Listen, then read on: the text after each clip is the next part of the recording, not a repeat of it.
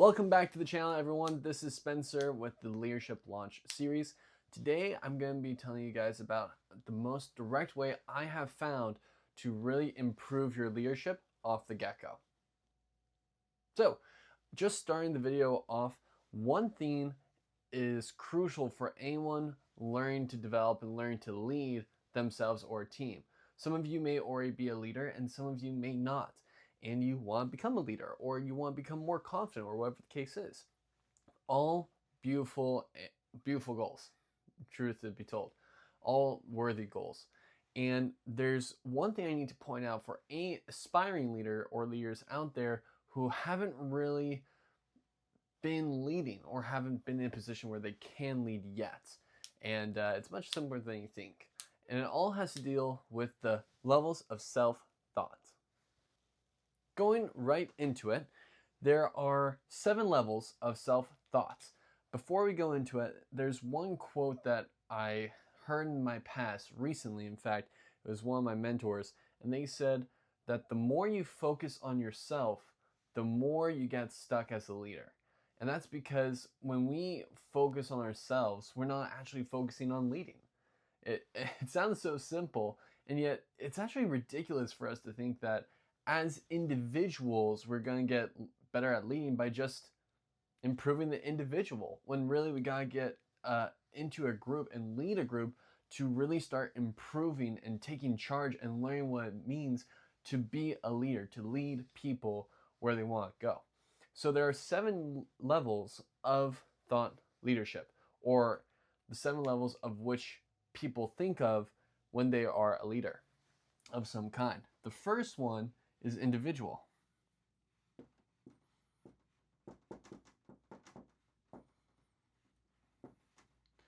Now, this is a real simple one. You're simply leading yourself, and we usually shrink down to the most controllable of what we can lead.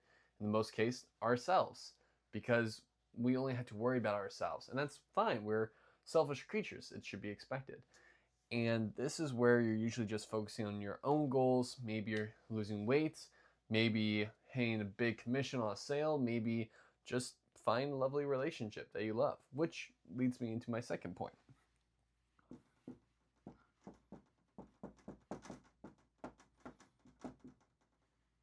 This here is the second level of thought leadership, where you're thinking and leading the charge in a relationship. It can either be a very traditional relationship or it may be a very modern relationship with your spouse, partner, however you want to say it, because you're both taking lead in charge of at least some aspects of the relationship. And again, the most traditional and easiest example is a marriage, a traditional marriage, where the men work and the women stay in the house. Does it have to be that way? No, not necessarily. But usually in a relationship, there's 2 people, and usually people end up fitting into where they take charge the best in the household. Again, which is completely fine.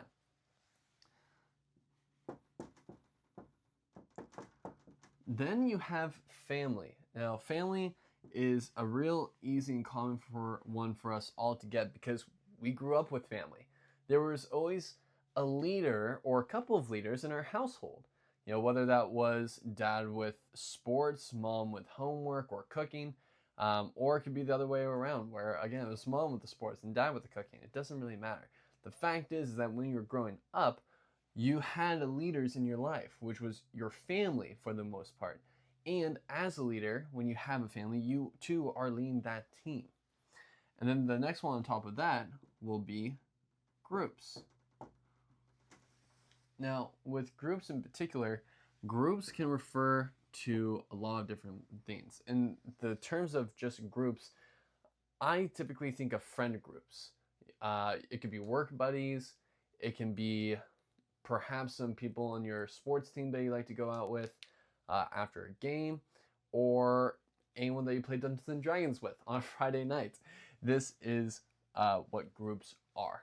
Okay, individuals who like to come together for individual events. Now, the next one on top of that is community. Now, remember, there are 7 of these, and we've just gone to 5. So the next one is community. This is where any of the prior thoughts or individuals that fit in these leadership groups can come to. For example, a volleyball tournament or a Super Bowl event. It can even be a Dungeons and Dragons hangout or a card game tournament, whatever the case is. This is where a community is in place, right? People even come to a community center to play the games. Now, the one after that, which is the sixth one, is organizations and institutions.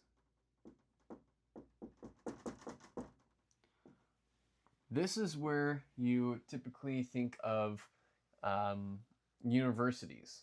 Universities, nonprofits, small and medium businesses usually fit in this range, where you have a structure that can be across the entire plane of society, not necessarily society itself. And this can also be large businesses too, and large nonprofits and large organizations all the like. Again, like a university. The one after this is society and world. I'm just gonna write this real small. Society / world. Now, society is within the society you live in, or the world you live in. So, for example, I live in Winnipeg. Therefore, I'm a part of the Winnipeg City Society, also a part of North America, and of course Canada, which also means America as well. I deal with people and things that happen in my world, which is, yes, on a global scale. On a more individual level of my world, it could be simply put as North America, because that's where I'm affected the most. Now, the reason why I'm sharing this with you is because, as I said in the beginning, my mentor told me that the impact we have on an individual level doesn't help us. And I was confused because I said, what are you talking about? I'm reading books, I'm in programs, I want to learn better, and I'm trying to develop myself more. And they were in the session with me and they explained, Spencer, who are you impacting right now? And I really had to think about it. I was like, everyone around me. And they're like, no, who are you having a direct impact on right now? And I sat there and thought for a little bit. And I said, well, myself. The only person that I'm directly impacting right now is myself. And they said, right, it's ridiculous for us to have the idea that just working on the self is what's going to create change and impact that we want in our leadership in the world. It kind of hit me like a bag of rocks, because at that moment I realized that the amount of my leadership, the impact that I was causing, was limited by the level of thoughts in leadership I was having with myself and the people around me. And it became at that point that I learned about these 7 levels, which is why I'm sharing it with you now. Now, again, if we're to think about the impact that we cause as a leader, we can look at this and clearly see what that is. Now, don't get me wrong, there is indirect impact. That's just not what we're aiming for. We're aiming for direct impact. We're aiming for change. We're aiming to make something out of the goals that we have set for ourselves, our teams, whatever else that we have in front of us. Going through this, like I've just covered, if you're an individual and your leadership focus, your leadership thoughts is just around yourself, you're only going to be impacting yourself. And you may have indirect impact, whether it's a relationship, a family, just like I've listed here. Most times, you're not really having that much of an impact on them. Of course, unless if you take one of their resources or do something very personal in their lives. But again, very indirect impact. Relationships are the second one, and that's because it does take 2 to tango. You now have a direct impact on your relationship with someone else because they too now share the intimacy of your life. And at that point, it's very easy for people to imagine themselves what that may look like in a relationship if you had a past one. In some of the relationships I've had, there's been times where I like to drive us around, or my partner liked to drive us around. There were times where, when it comes to organizing an event, my girlfriend was so much better. In fact, she planned our Italy trip because she's a lot better at organizing and facilitating events than I am. I'm more of a chaotic guy that goes whatever the wind calls him, but not too much into that. And for myself, I was the guy who would really help even out any of the challenges that we'd face, and it really worked for me and my girlfriend, especially that trip in Italy. Then, if we look in the next one, it's family. And as anyone can tell you, families do have leaders. They have leaders within the family itself, being the parents. As a kid growing up, who did you look up to? Your parents, or at least for a time. You can't deny that. You can think about the fact that when you have a kid there and you see your child, you look at them and you realize you truly have something malleable. You really have someone that will listen to you, and a mentoree that will follow you for the for the conceivable future, be part of your team for the conceivable future. And for the most part, a quarter of their year, they're going to be following you, listening to you, and you're going to be leading them. And anyone can tell you, as an individual, when you think of yourself, it's very easy to be selfish in your own right. Again, we are selfish creatures. That's fine. In a relationship, then the gears change a little bit. Now you got to think about the two of you. Finances, job opportunities, moving in together. All these things now impact the other one. As a family, it's the same thing. As a leader, now you have to think about what example you're setting for your team, for the people that have an intimate impact directly in your life. And the most traditional way that you could see a family leadership dynamic is a traditional marriage. It's just simple to say. And there are different leaders in those, and that's completely fine. Nonetheless, when you become a parent, the thinking changes. It's more selfless. And I need to make another point here.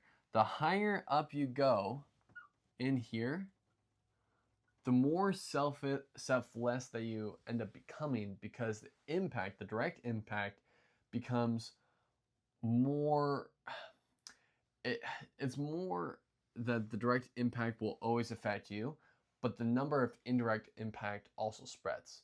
So become less selfless this way, and it's also harder. It's harder to lead on those levels. And I'm not saying harder because you're not capable of doing it. I'm saying harder because it doesn't come as naturally for you to lead as it does otherwise.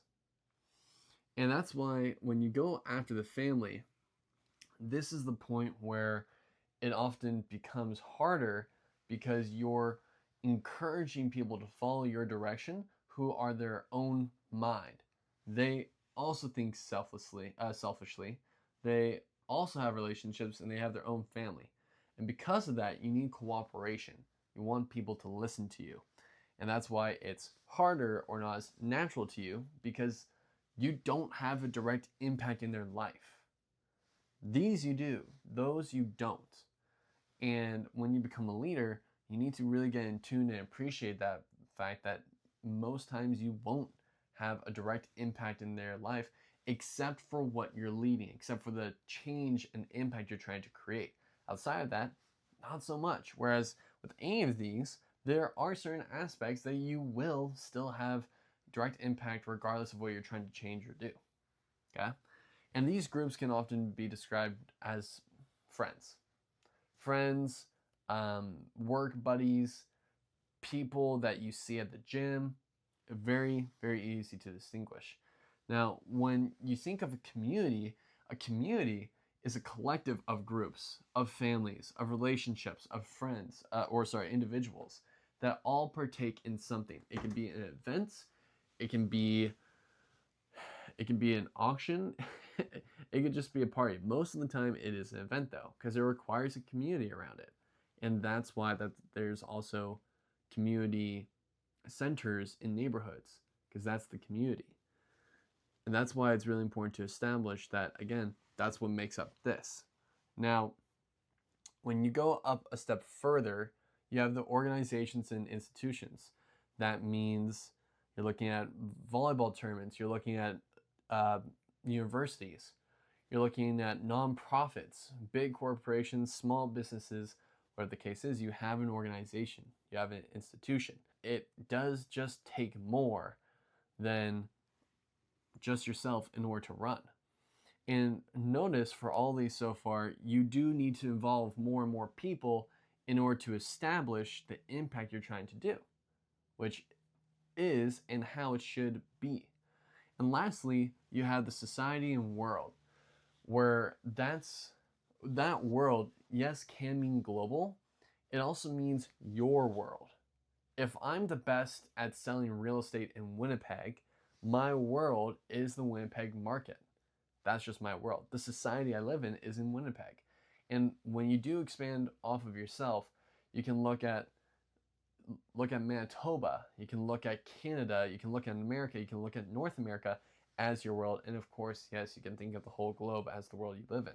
I tend to go on the little bit more subjective personal side when it comes to world, because there are spaces and environments you're just not in. And it's not part of your world, and that's okay. You just don't experience it the same way as someone else does. But globally, you can all experience Winnipeg roads the same, the government the same, etc., etc. A lot of leaders aren't necessarily in a leadership role, or they're just trying to figure out how that works for them in a place that they want to stay, with the company, nonprofit, whatever the case is. There are also 7 levels to it, each one very similar to what I've discussed before. The first one that you have here is self-execution. And again, yourself on an individual level, that's very easy. You're just an employee. You show up, you do what they ask you, nothing else, and you can go. The second one you can do is a small team lead. This is where you're not necessarily a manager, you're the lead of the team, whether it's because you're really good at what you do, or because you are interested in a leadership role and they're starting to train you because you have that interest. The best guy in the sales office would be a common one of like, well, he's the team lead because he gets the most sales. Then you have a department.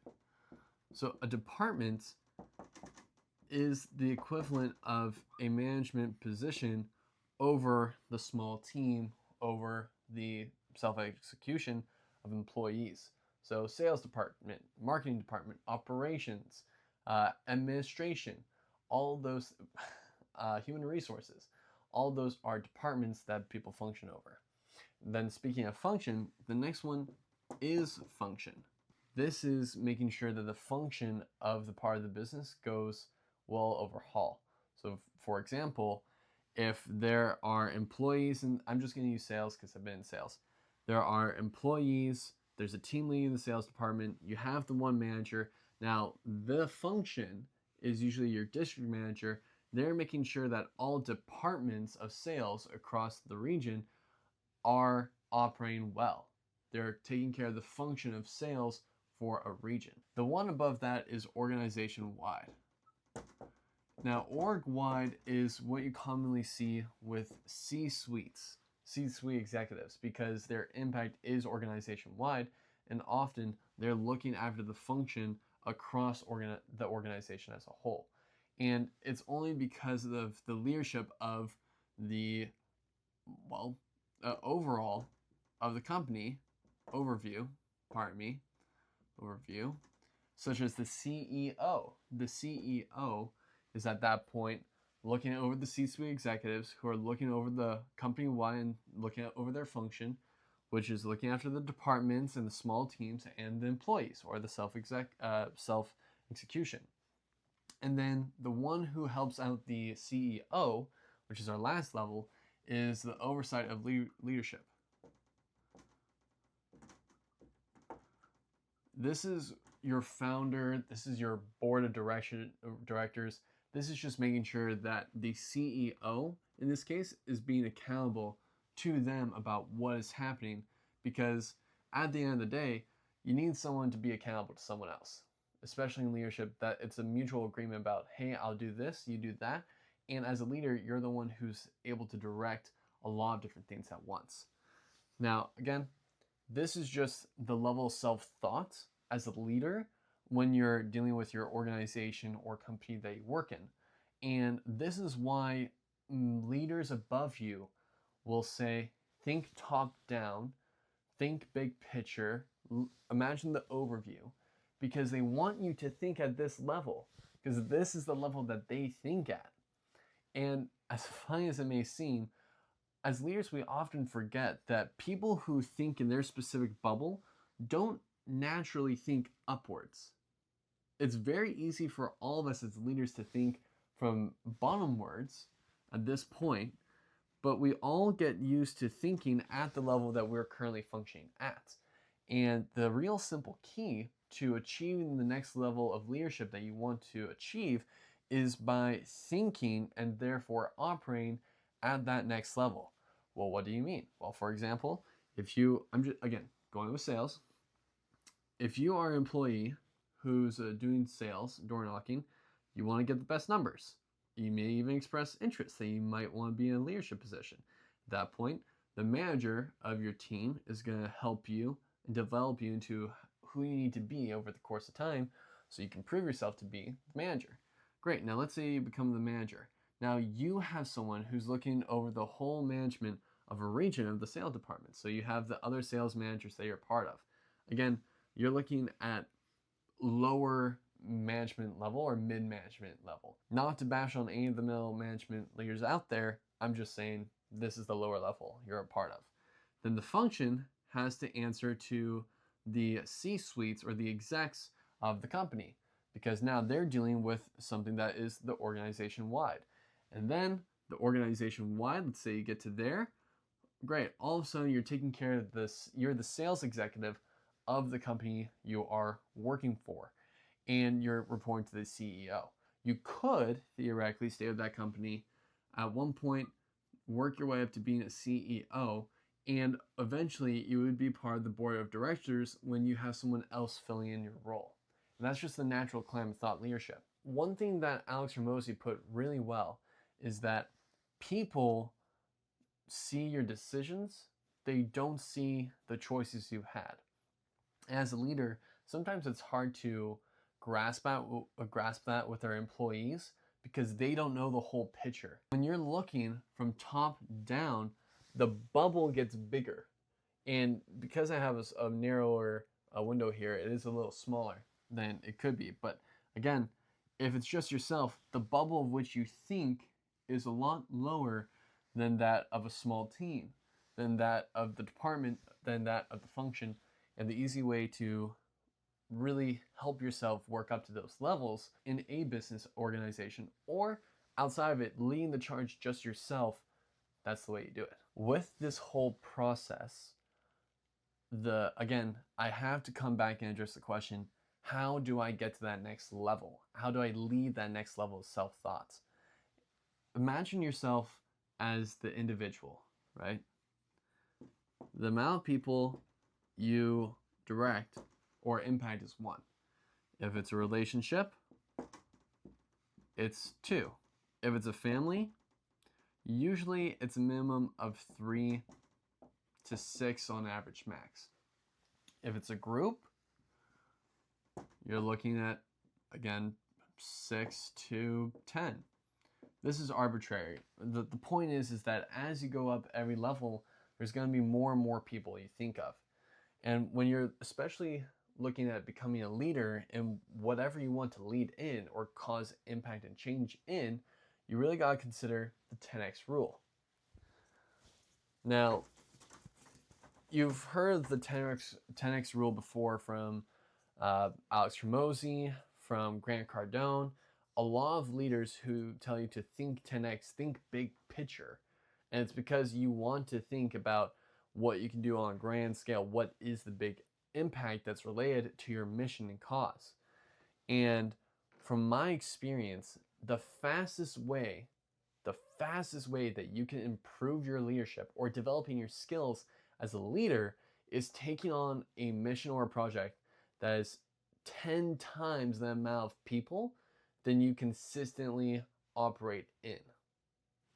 Well, what does that exactly look like? Let me break it down. As an individual, it's just yourself, 1 impact. If you're thinking 10x and you really want to improve your leadership, you're going to take on a project that needs 10 people. 10 people to at least participate in the project the mission, the impact you're creating, okay? If you're in a relationship, that's 2, then 20 people. If you're looking at a family, say of 3 to 6, 30 to 60 people. And as you go up the food chain per se, you're thinking, holy cow, Spencer, that is a lot of people. All of a sudden, I'm overwhelmed. I'm afraid. Fair enough, bud. I understand, because I was the same way. I was thinking, 10 people. How can I have the impact on 10 people? What do I even do? Do anything. I kid you not. Do anything. Pick a mission. Have some principles for it. And enroll people. Talk to them about what you're trying to do and hit those numbers of 10x. When I have 10 participants, when I have a group of 10 people who are joining me for this event, boom, I led that event. When I have a group of 20 people who are participating in this charity, boom, I have now led a group of 10 people. And yes, they do need to know about it, and yes, they do need to, again, at least verbally commit to being part of it. When you're a family or even a group of, wow, I have a group of friends, so what was it, 6? Then it's 60 people. Okay, our goal is to make a community of people surrounded around this mission, this project. And the key here is to think about and realize what level of leadership do you consistently partake in? Okay? Are you just an individual? Yes. Okay, great. So your minimum is 10 people. Are you in a relationship? Yes. Okay, great. Run a project that's going to need at least 20 people involved in it. If you're leading a family, if you're a head of the household, that's 30 people. Yes. Think about how in your business that you may already have or organization you're already a part of, what kind of initiatives and projects that you can partake in. And if you're not in something that's already established, make your own. The point is that you challenge your growth and you will see immediate results because you're thinking on such a different level. All of a sudden, it's like, oh yeah, I give them a call once in a while. I see what they want to get together. All of a sudden, it's like, I set reminders. I do email follow-ups. I make sure I call certain people to make sure things are getting done, etc., etc. And that's why I wanted to share this video, is because when I learned this, it became so much more apparent and easier for me to realize what I need to work on in order to develop myself as a leader. And that's what I've done. I went from an individual. When I was an individual, I'd have sports teams that I was a part of. You know, I was the team lead in my sales office when I was leading pest control. That worked a-okay for me.